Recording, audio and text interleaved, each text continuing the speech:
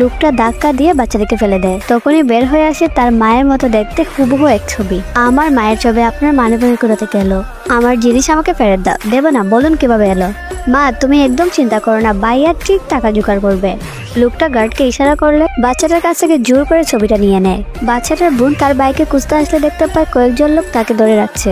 মেয়েটা ভয় পেয়ে যায়, তাদের কাছে আকুতি মিনতি করে তার বাইকে ছেড়ে দেওয়ার জন্য। দুই ভাই বোন ভীষণ চিন্তায় পড়ে যায় কিভাবে তাদের মায়ের চিকিৎসা করাবে। হঠাৎ দেখে তার মা সেন্সলেস হয়ে পড়ে আছে।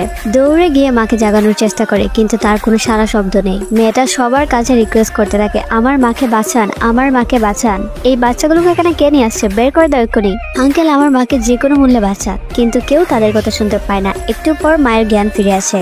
পুলিশ তাদেরকে ওয়ার্নিং দেয় এখান থেকে চলে যাওয়ার জন্য।